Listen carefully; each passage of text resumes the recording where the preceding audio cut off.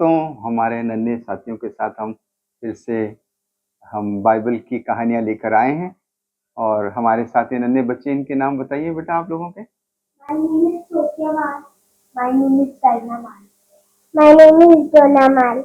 My name is Shaina. My name is Adna. और पिछली बार हमने उत्पत्ति ग्रंथ से देखा कि किस तरह हमने दो बेटे, इसहाक के दो बेटे हुए, एक एसाव और दूसरा कौन था? याकूब। तो जब इसहाक बूढ़ा हो गया तो उसने अपने दोनों बेटों को बुलाया। वो कहने लगा कि मैं अब बूढ़ा हो गया हूँ और मैं तुमको आशीर्वाद देना चाहता हूँ। किनको आशीर्वाद देना चाहता हूँ? बेटों को। बेटों का नाम क्या है? इसहाक और याकूब। और बाद में उसकी जो माँ होती है, माँ का नाम क्या है? रबीका। कहती है याकूब से कि याकूब तुम अपने भाई के कपड़े ओढ़ लो, क्योंकि एसाव के शरीर में बहुत बाल थे तो वो चमड़ा चिपका देती है। और इस तरह छल से याकूब अपने पिता का आशीर्वाद लेता है ना। तो आगे हम देखते हैं कि किस तरह इसहाक याकूब को आशीर्वाद देता है। और याकूब जैसे ही अपने पिता इसहाक के पास से जा रहा था तो उसका भाई, क्या नाम है उसका?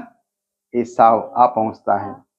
उसने भी स्वादिष्ट भोजन तैयार किया और उसे अपने पिता के पास लाकर बोला, पिताजी उठिए, अपने पुत्र का शिकार खाइए और मुझे आशीर्वाद दीजिए। किसको आशीर्वाद दीजिए?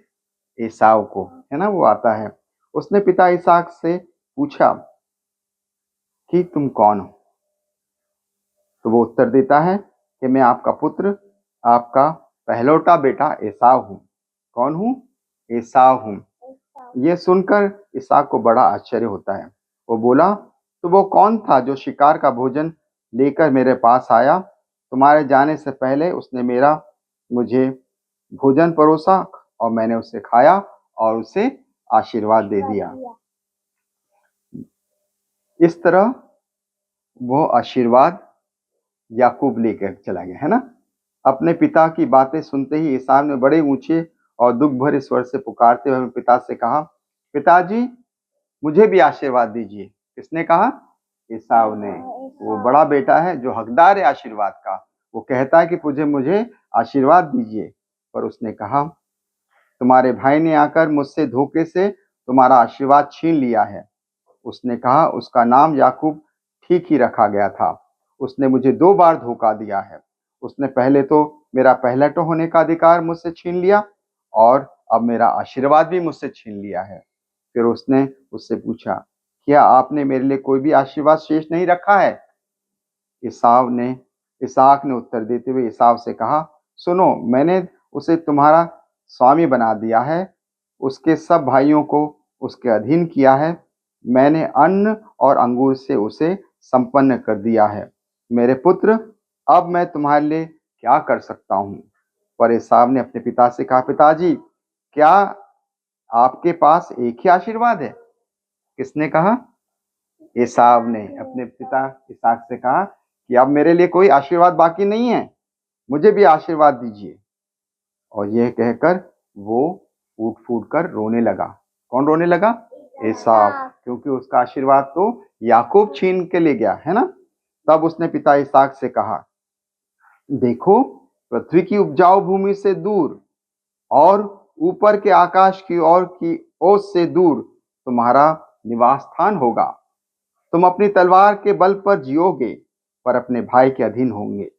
अब तुम्हारा असंतोष बढ़ जाएगा तो तुम अपनी गर्दन का जुआ तोड़कर फेंक दोगे। एसाव याकूब से बैर करता था क्योंकि उसके पिता ने उसे आशीर्वाद दे दिया था।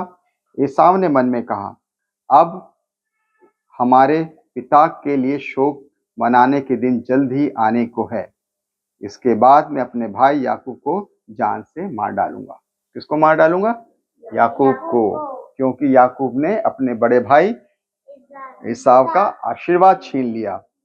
जब अपने बड़े भाई एसाव की ये बातें सुनकर रेबेका को ये बात मालूम हुई तो उसने अपने छोटे बेटे याकूब को बुलाकर उससे कहा, सुनो, तुम्हारा भाई एसाव तुमसे बदला लेना चाहता है। बेटा, अब मेरी बात सुनो। कौन कह रही है? रबीका किससे कह रही है? याकूब से। हारान देश में मेरे भाई लाबान के यहाँ शीघ्र भाग जाओ। जब तक तुम्हारे भाई का क्रोध शांत न हो जाए तब तक कुछ समय तक उसी के यहाँ रहो। जैसे ही तुम पर तुम्हारा भाई का क्रोध दूर हो जाएगा वो भूल जाएगा कि तुमने उसके साथ क्या किया है। वैसे ही मैं किसी को भेजकर तुम्हें वहां से घर वापस बुलवा लूंगी। मैं एक ही दिन तुम दोनों को खोना नहीं चाहती हूँ। किसने कहा? रबीका ने, कि मैं अपने बेटों को खोना नहीं चाहती हूँ। अब रबीका ने इसहाक से कहा, इन हित्ती स्त्रियों के कारण ही मैं जीवन से उब गई हूँ। किसके कारण उब गई हूँ? हित्ती जाति के लोगों से रबीका उब जाती है। यदि याकूब ने भी उस देश की किसी कन्या से विवाह कर लिया तो फिर मुझे जीने से क्या होगा। क्योंकि ईश्वर की जो प्रजा है, ईश्वर के जो लोग हैं, ईश्वर की आज्ञाओं के पालन से आगे बढ़ते हैं, है ना। हम लोग सब ईश्वर के आशीर्वाद से आगे बढ़ते हैं कि नहीं? ईश्वर ने हमको खूब आशीर्वाद दिया है।